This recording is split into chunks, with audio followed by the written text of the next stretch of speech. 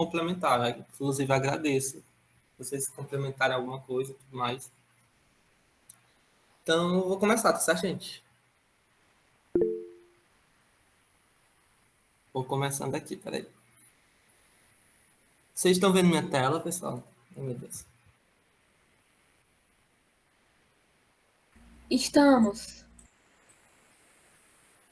Deixa eu ligar minha câmera. Peraí. Pra dar um susto. Pronto, vamos lá.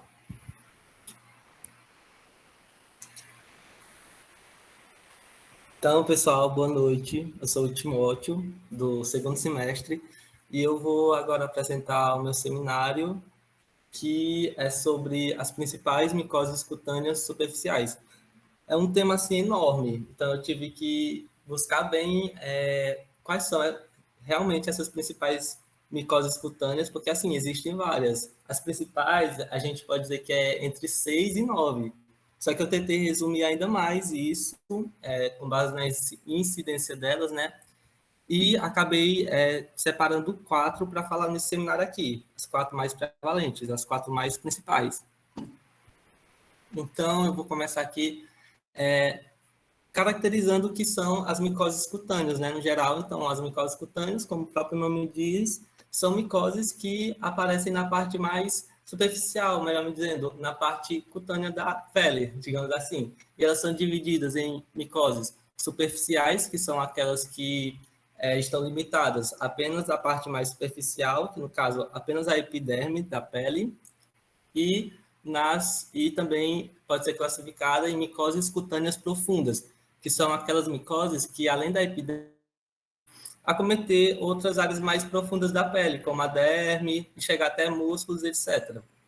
Então, essas micoses cutâneas, elas afetam principalmente a pele, as unhas e o cabelo.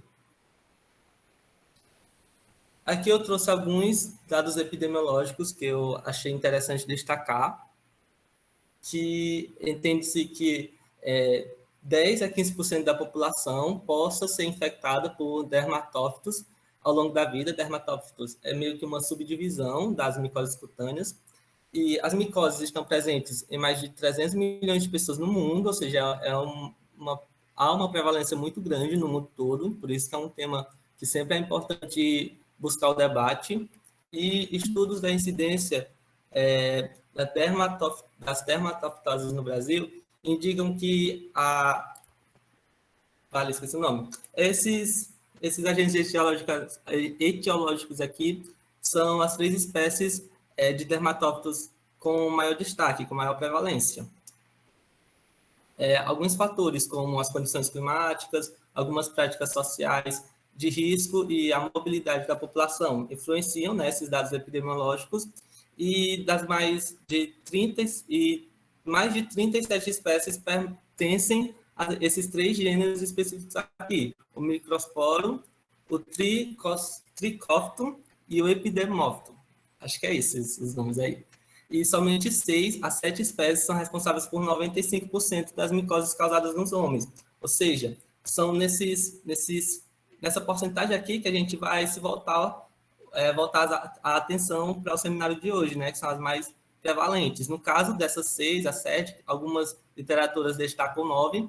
Dessas 9, 6, 7 espécies, eu vou destacar 4 principais nesse seminário. Só um momentinho. Então, aqui eu destaquei esses 3 principais grupos. As dermatites não inflamatórias, que, como o próprio nome diz, são aquelas que não causam inflamação, ou seja, são, digamos assim, mais leves. E tem as dermatofitoses, que eu ainda vou falar mais ao longo da apresentação, mas já adiantando, são as micoses cutâneas em que os fungos, né, eles meio que degradam a queratina da pele, digamos assim. E eu vou destacar esses 2 principais aqui, a Tinea corporis e a Tinea capitis, e tem um terceiro grupo, que são as infecções cutâneas por cândida, que eu vou destacar no caso a candidíase. Começando aqui com esse primeiro grupo, eu vou começar com a pitiríase versicolo, que é o famoso pano branco. Esse é o agente etiológico dele, o Malacésia, a família Malacésia, e ela faz parte da nossa flora normal, do intestino, ela faz parte da nossa flora intestinal. Em alguns casos, ela pode ser considerada uma infecção crônica, ou seja, algumas pessoas têm uma predisposição genética em apresentar o quadro de pitirise versicolum. E por isso essas pessoas têm que ter um cuidado redobrado com alguns fatores de risco que eu vou citar logo mais. E esses agentes etiológicos e as ocorrências da pitirise versicolum são prevalentes principalmente no couro cabeludo, na região superior do tronco, como mostra aqui nessa imagem, e nas flexuras é onde ocorre geralmente uma predominância de suor e também pode ocorrer também nessas flexuras uma predominância de glândulas sebáceas, que acaba sendo um fator de risco para o aparecimento da pitirise versicolum, para o desenvolvimento da infecção, digamos assim. E uma curiosidade é que, além de ser chamado também de pano branco, a pitirise versicolum é chamada também de micose da praia, porque é muito comum, depois da praia, as pessoas aparecerem com essa infecção. Mas também pode aparecer depois de banho da piscina, após o uso de banheiros públicos e tudo mais. E agora, falando sobre os fatores de risco que podem desencadear a pitirise versicolum, a gente pode destacar o suor, né, principalmente nas épocas quentes do ano, os climas quentes e úmidos, ou seja, tem que ter uma atenção redobrada sobre esse tema, principalmente no verão, que é caracterizado por um clima quente e úmido. E também a oleosidade da pele é considerada um fator de risco para o desenvolvimento dessa micose, o excesso de suor na pele, a subnutrição ou desnutrição e também a ocorrência de imunossuprimidos, melhor dizendo, de pessoas que têm algumas doenças que acabam prejudicando o seu sistema imunológico. Aqui falando sobre algumas características, a pitirise versicolum se desenvolve principalmente após a puberdade. E aqui a gente tem algumas características típicas que devem ser observadas na clínica para identificar essa micose. No caso, a gente pode destacar as placas arredondadas, geralmente são arredondadas. Essas placas podem ser hipo ou hipercrômicas, acho que eu digitei errado aqui. Que no caso, hipo são aquelas ausentes de cores, como o famoso pano branco, né? E hipercrômicas, que são aquelas que podem ter cores variadas.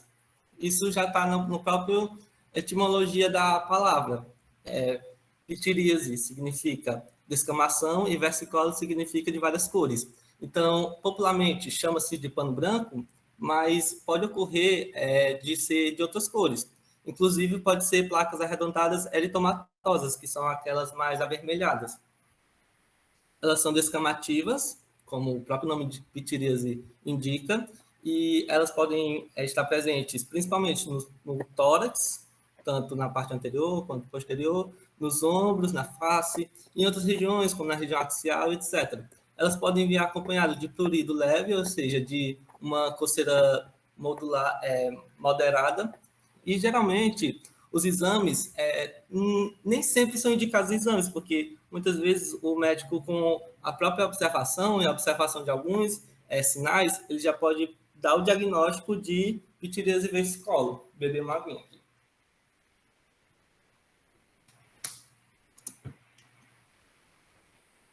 Aqui eu trouxe alguns testes típicos que podem ser feitos para ajudar no diagnóstico da... Ai, meu Deus, está descarregando. Peraí, gente. Que podem ajudar no diagnóstico da pitiríase versicolum.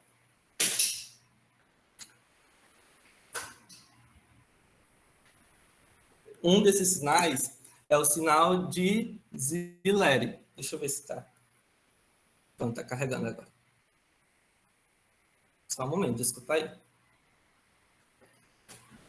Um desses testes é a observação do sinal de Zilleri, que é meio que, basicamente, observar a pele e meio que esticar ela E ao esticar, vai poder se observar meio que uma descamação característica da pitiríase versicolor. E o outro sinal é o sinal da unha. E uma coisa que é importante ressaltar, tipo, muita gente tem algumas marcas parecidas com essas nas unhas, mas isso não necessariamente indica pitiríase versicolor, é só um sinal complementar, que pode complementar no diagnóstico. E no caso, quando é na pitiríase versicolor, conforme a gente pode observar aqui nessa figura, geralmente esses sinais são bem prevalentes, bem acometem, por exemplo, várias unhas, como a gente pode observar aqui, que todas as unhas estão acometidas. Aí eu acho importante também ressaltar alguns diagnósticos diferenciais. Esses diagnósticos diferenciais são aqueles diagnósticos que meio que, digamos assim, atrapalham no diagnóstico da pitiríase, porque pode se confundir com outras doenças, outros casos de dermatites, etc., que acabam parecendo a pitiríase versicolor, mas que, quando vai fazer o exame laboratorial, etc., acaba não sendo. Então, aqui eu trouxe alguns diagnósticos diferenciais e algumas formas de diferenciar para que não se confunda com o diagnóstico da pitiríase versicolor. Esse primeiro meio que diagnóstico diferencial é a da pitiríase alba, que é outro tipo de micose. E uma diferença dessa pitiríase alba para a pitiríase versicolor é porque nela, na alba, as bordas são mais mal delimitadas. E ela geralmente vem acompanhada de outras manifestações clínicas, principalmente da rinite e da asma, diferentemente da pitiríase versicolor. Outro diagnóstico diferencial é a hipopigmentação pós-inflamatória, que é meio que após você ter alguma doença ou algum quadro clínico, você acaba aqui ficando com algumas manchas temporárias. E, inclusive, uma curiosidade é que essa hipopigmentação pós-inflamatória pode ocorrer até mesmo após a pitiríase versicolor. Ou seja, você tem a pitiríase versicolor e você pode meio que se curar, né, daquele quadro, daquela manifestação de pitiríase versicolor, e logo em seguida surgir essa hipopigmentação pós-inflamatória, e você pensar que ainda está com a pitiríase versicolor. Isso meio que atrapalha, porque pode ser que a pessoa use algum medicamento que não era para ser usado, né? Porque não está tratando um fungo que, na verdade, aqui não está presente. Aqui não é fungo. É só uma hipopigmentação característica de doenças inflamatórias, após a ocorrência de doenças inflamatórias. Outro diagnóstico diferencial que vale se ressaltar, né, é o vitiligo, que é uma doença, mas que se caracteriza como manchas acrômicas, ou seja, manchas geralmente brancas, né? Como eu tinha falado antes, a pitiríase, ela pode ser de várias cores, não só branca, mas no caso do vitiligo são manchas exclusivamente atômicas, geralmente, na verdade, não exclusivamente, não vou generalizar. E outra característica do vitiligo, que pode ser diferenciar do diagnóstico da pitiríase, é a presença de ilhotas de pigmentação, que são ilhotas meio que essas manchas contínuas, porque a gente viu aqui, ó, a pitiríase não são manchas contínuas, tipo, tem aqui, aqui, aqui, aqui misturado. Já no vitiligo, são mais contínuas, são ilhotas maiores, digamos assim. E outro diagnóstico que ainda vou falar, no caso das outras micoses, é a sífilis, porque eu até destaquei aqui o símbolo do nosso projeto, porque a sífilis, ela costuma atrapalhar no diagnóstico de muitos dermatites, de muitas micoses, etc. Porque ela sempre se apresenta e sempre pode manifestar sinais semelhantes a de outras micoses. Como a gente pode ver aqui, como a gente vê no nosso projeto e tudo mais, a sífilis pode ter várias manifestações que acaba atrapalhando no diagnóstico. Por isso que sempre importante a gente ter atenção para sempre pedir o exame para sífilis para já descartar. Sempre ter a desconfiança, a gente sempre tem que ter a anteninha ligada para descartar a sífilis. E no caso, uma diferença que a gente pode destacar da sífilis para a pitiríase versicolor é porque muitas vezes a sífilis, como a sífilis secundária, ela pode se apresentar, se manifestar na forma de feridas. Agora, um pouco sobre o tratamento, é importante ressaltar que o tratamento ele é demorado. Ele é demorado e exige muita paciência do paciente. Foi uma cacofonia, mas vocês entenderam. E uma coisa que também é importante ressaltar é que muitas vezes a manifestação fúngica some, tipo, o agente etiológico já não está mais tão presente, mas mesmo assim, mesmo não existindo mais a infecção, as manchas ainda podem continuar por um tempo.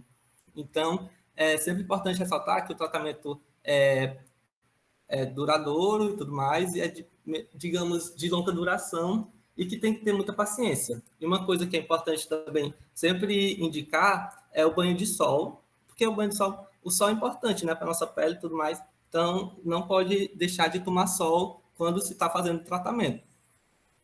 Agora, falando um pouco sobre a farmacologia, eu sei que vocês gostam muito de farmacologia, tem alguns fármacos que são indicados, claro, após passar por um médico, para o tratamento da pitilis versicolor. Dentro dos acessórios, a gente pode citar os que são em creme, loção ou spray, que geralmente são indicados em 3 semanas, como é o caso do miconazol, que ainda vai aparecer outras vezes, que é um antifúngico assim, bem geralzão, que é indicado para várias micoses, e o mais indicado, que é o cetoconazol, tem em creme, mas nesse caso da pitilis versicolor, é muito indicado o cetoconazol em shampoo.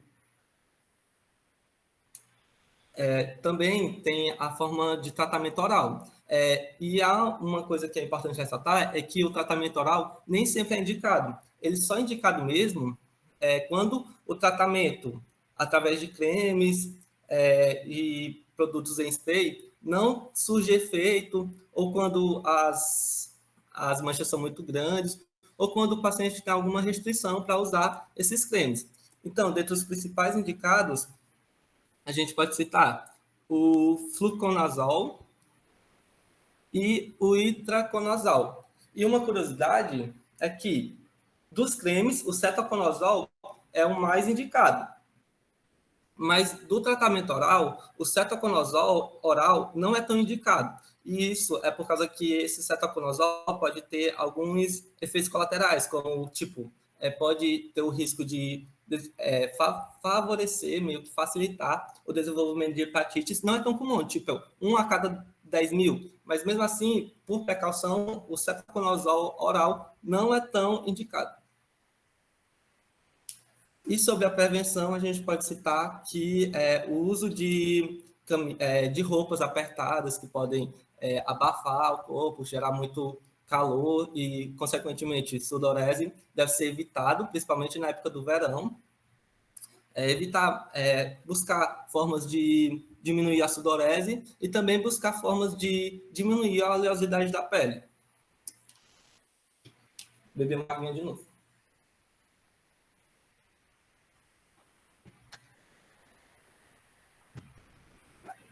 A gente falou sobre a pitilis versicolor, que é a não inflamatória, e agora a gente vai falar sobre as dermatofitoses, que, como eu tinha dito antes, é um tipo de fungo que meio que degrada a queratina.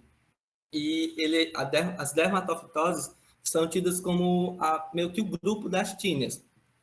E dentre essas 4 tíneas, eu vou citar essas 2 principais, que é a tínia corporis e a tínia capitis. Não sei se eu estou falando correto, então vocês me desculpem qualquer coisa. Então vamos começar aqui com a tínia corporis. Mas antes eu vou falar aqui de maneira geral o que são as dermatofitoses. Então, elas são micoses que podem acometer a pele, o cabelo, as unhas, o microsporum, o tricófito e o epidemófito são as principais agentes etiológicos desse grupo. Elas geralmente se manifestam após a puberdade e tem esses 3 tipos aqui que valem ser ressaltados, que é meio que as dermatofitoses antropofílicas, que são aquelas típicas de humanos, que são passadas de humanos para humanos, e nelas ocorre uma menor inflamação, e essa menor inflamação é porque ela já é própria do humano, né? Então não ocorre meio que uma reação de corpo estranho muito forte, diferentemente das zoofílicas, que são aquelas transmitidas de animais para humanos, que ela tem essa inflamação porque são corpos muito estranhos, né? E isso acaba que gerando um monte de reação inflamatória, né? E tem também os geóficos, que são,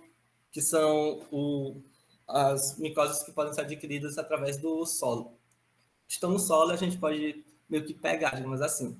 E nas dermatofitoses, geralmente ocorre a indicação de uso de corticoides, e sempre é interessante buscar o exame micológico, porque meio que só o exame físico não é suficiente para diagnosticar essas micoses. E outra coisa que também é indicada é a cultura de fungos. Na pitiríase não era tão indicada a cultura de fungos porque aquele fungo em específico não crescia tão rápido, mas nas dermatofitoses isso já é mais indicado. O fungo cresce mais rápido, que favorece o pedido de exames de cultura de fungos. Aqui começando com o primeiro representante do grupo, o primeiro representante principal do grupo, que é a Tinea corporis, ou também chamada de micose de corpo. Ela geralmente está presente no tronco e nas extremidades, principalmente nas áreas expostas, ou seja, nas áreas que não estão cobertas pelas nossas roupas. Esses são os dois principais representantes, que é a Tinea rubrum e a Tinea metagrophis. A transmissão pode ocorrer de homem para homem ou de animal para homem, no caso de pessoa para pessoa e de animal para pessoa.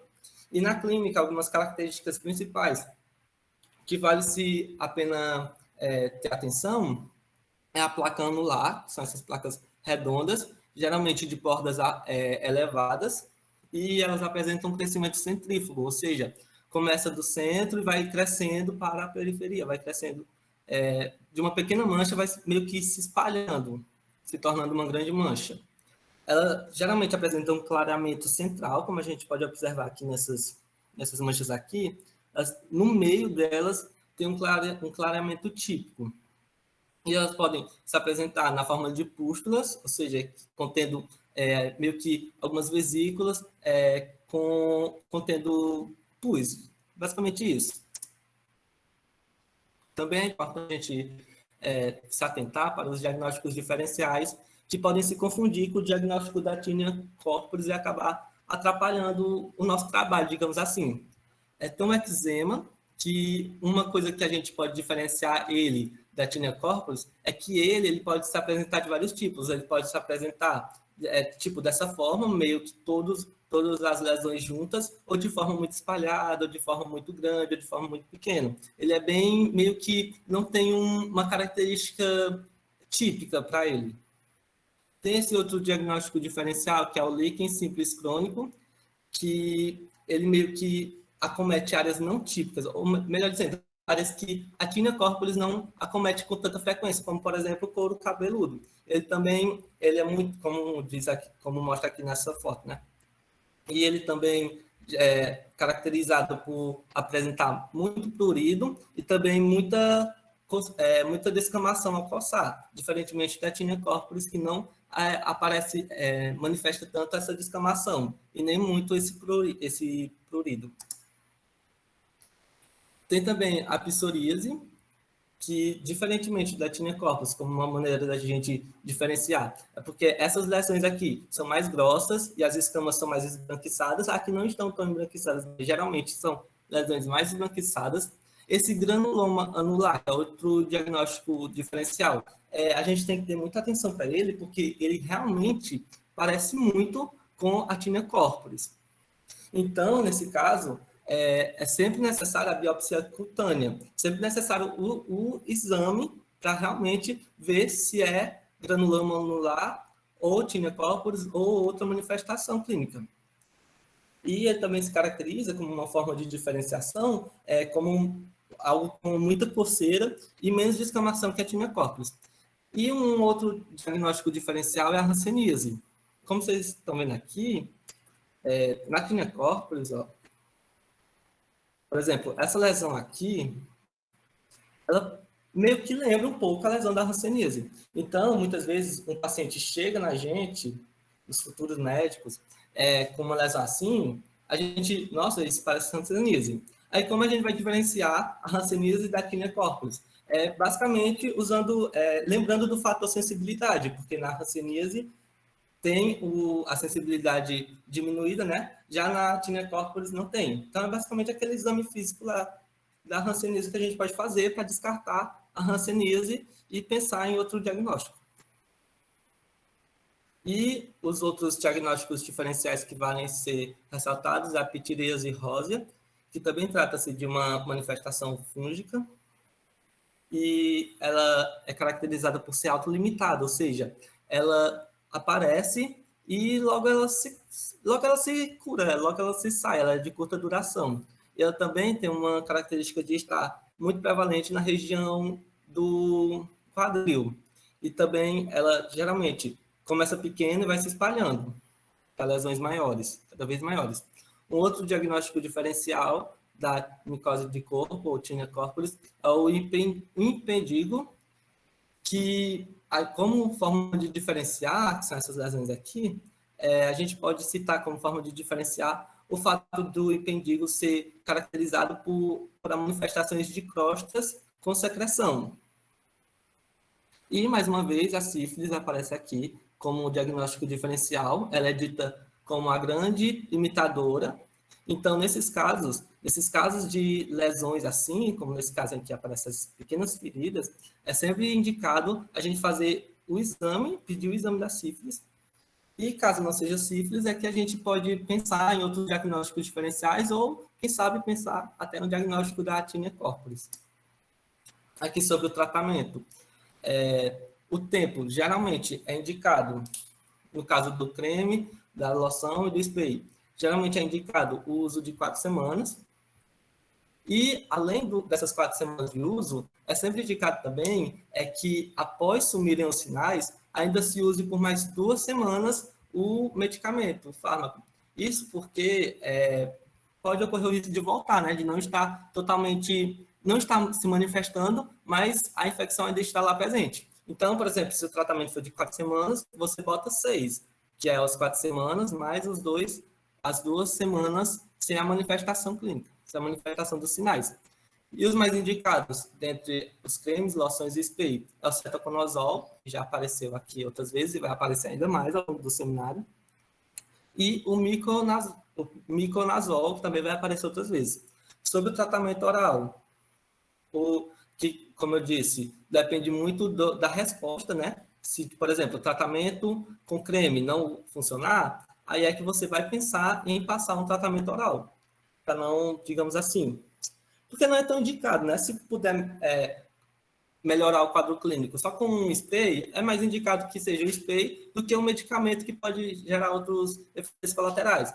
Mas se for necessário o tratamento oral, os mais indicados é o tratamento pelo terbinafina,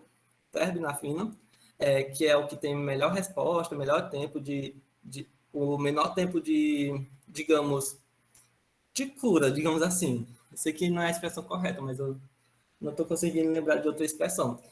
E uma coisa que às vezes não que limita o receitar esse medicamento só por questão de curiosidade, é porque ele é um pouco caro, se comparado aos outros antifúngicos típicos. E no caso, quando não se pode receitar isso daqui, por causa do valor, dessa limitação do valor, é recomendado citar o já conhecido fluconazol, que a gente vai citar outras vezes. Aí eu acabei de falar sobre a tinea corporis, e agora eu vou falar sobre a tinea captis, que é o segundo grupo mais prevalente das dermatofitoses.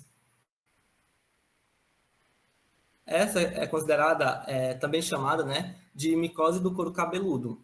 E esses são os principais agentes etiológicos, o micrósporo e o tricófito, e é considerada a dermatite mais comum na infância. Então, atenção para ela, porque provavelmente pode ser que algum dia a gente se depare com algum caso de micose de couro cabeludo. E ela é prevalente principalmente na infância.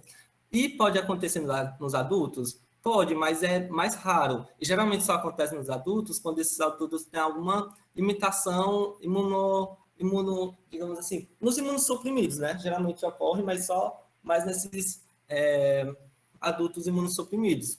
E a transmissão pode ocorrer tanto por animais como fômites. Os fômites são meio que objetos que, de alguma forma, levam as partículas fúngicas até as pessoas, digamos assim. Ou também pode ser a transmissão pelo solo mesmo, quando o fungo está no solo e tudo mais. A pessoa vai lá e pisa, ou a pessoa vai lá e lambe, por exemplo. E aqui a gente tem, são basicamente 3 tipos que a gente pode dividir essa Tinea capitis, ou micose do couro cabeludo. A primeira é o tipo tonsurante, que são caracterizadas por lesões circulares, como a gente pode ver aqui, são descamativas gerando, por exemplo, isso daqui que se assemelha à caspa, mas não é caspa, também é caracterizada por fios tonsurados, que são meio que fios embaraçados, fios finos e tudo mais, quebradiços, e ela pode se manifestar como microsporo. Quando é um microsporo que manifesta, que está presente, geralmente é uma lesão única. Já quando é o tricópito, é mais de uma lesão no couro cabeludo, digamos assim. Tem esse segundo tipo, que é o Carium celsi. Não sei se pronuncia assim. Ele é muito comum quando ocorre de ser transmitido de animais para pessoas, zoofílicos, ou geofílicos, que é a transmissão por meio do solo. E é considerado uma lesão muito inflamatória, muito dolorosa, até por ser inflamatória, consequentemente, geralmente as inflamatórias são mais dolorosas mesmo, com a presença de pústulas, ou seja, de pus, e com microabscessos, que é meio que a lesão, a própria ferida, digamos assim. E geralmente tem a secreção e geralmente deixam cicatrizes. E tem o terceiro grupo, terceiro tipo, que é o mais grave, que é, tipo, não vou me arriscar a falar esse nome aqui, mas esse é o agente etiológico desse terceiro grupo. E é considerado rara e pode ser crônico, ou seja, durar por muito tempo mesmo, e elas quase sempre deixam essas cicatrizes aqui, infelizmente. Agora, sobre os diagnósticos diferenciais, a gente pode citar novamente a psoríase, que como forma de diferenciar da Tinea capitis, é só mesmo notando, por exemplo, que as lesões são mais grossas e as escamas são mais esbranquiçadas, diferentemente da Tinea capitis. O outro diagnóstico diferencial é o impedigo, que são essas crostas aqui, que a gente pode dizer que, para diferenciar da Tinea capitis, lembra que no impetigo, as crostas são menores e também tem secreção. Tem a dermatite seborreica, a famosa caspa, como eu tinha dito antes. Muitas vezes a Tinea capitis é confundida com a caspa, principalmente aquele primeiro tipo que eu tinha falado aqui, ó, a torsurante, ela é muito confundida com a caspa. A gente tem que lembrar que não é caspa e que, no caso da dermatite seborreica, a caspa, diferentemente da Tinea capitis, ela não é localizada, ou seja, ela pode se manifestar em todo o couro cabeludo, enquanto a Tinea capitis ela é mais localizada em alguns grupos, em pequenas lesões, né? Em lesões localizadas em um único local. E o diagnóstico diferencial é a alopecia areada ou alopecia de tração, que nessa ocorre também a queda dos fios, mas geralmente não tem a descamação. Sobre o tratamento, tem o tratamento oral, né? O mais indicado dentre os fármacos de tratamento oral para a Tinea capitis é a terbinafina, que ela tem uma maior resposta do tempo e tudo mais.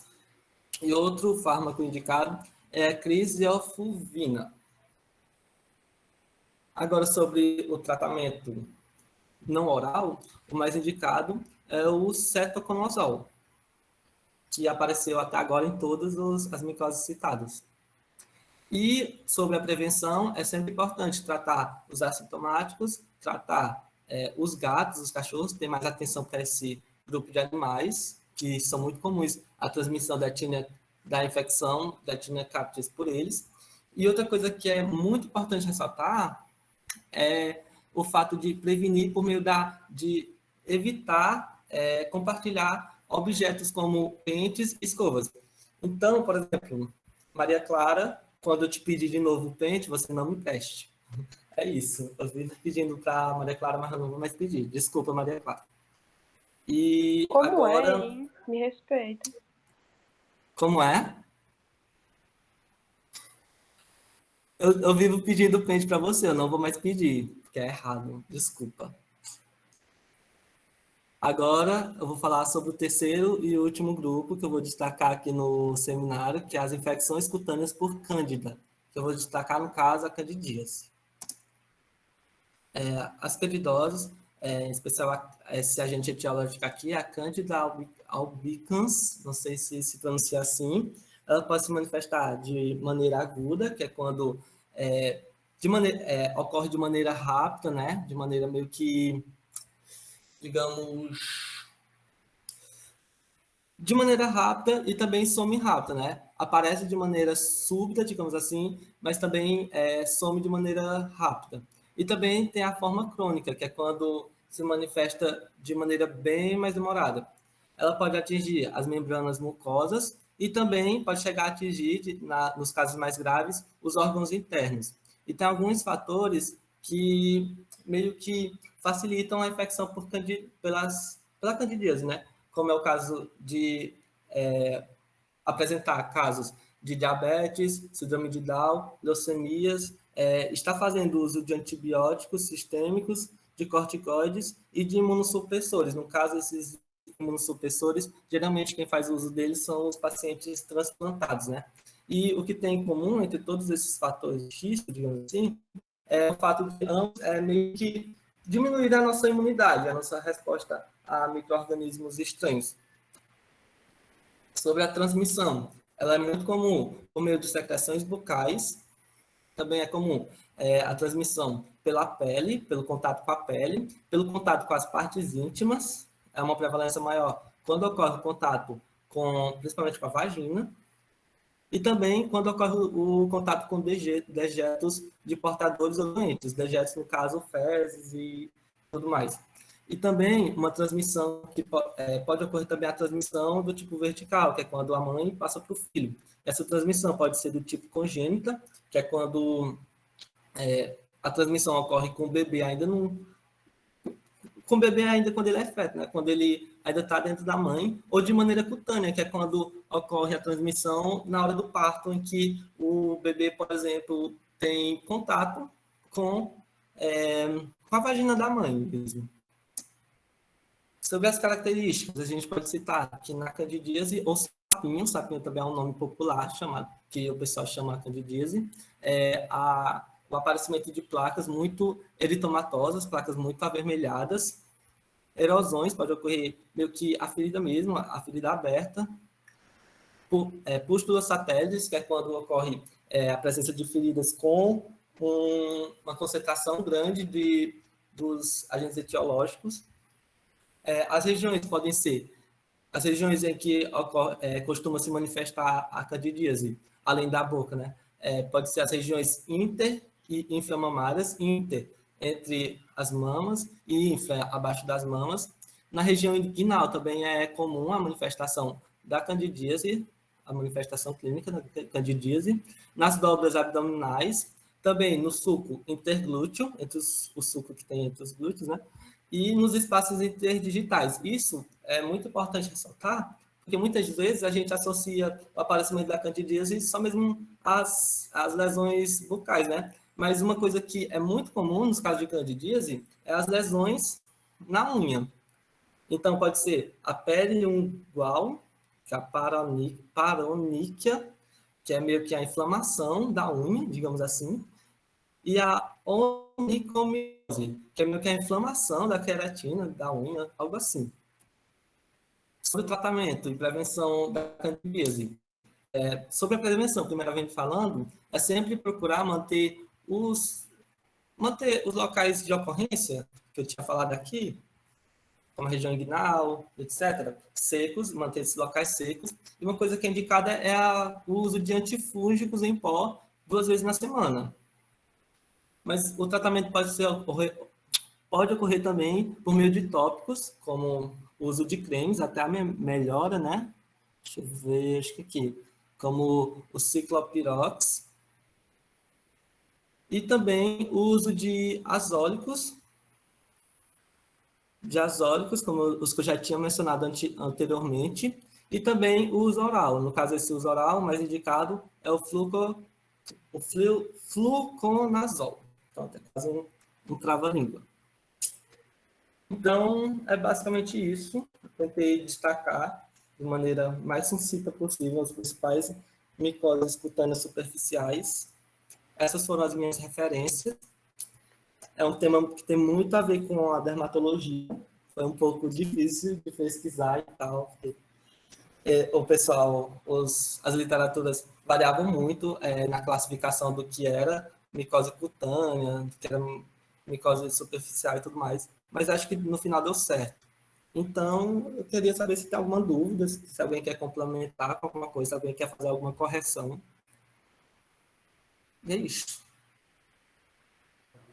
Muito Pode bom, falar. Márcio.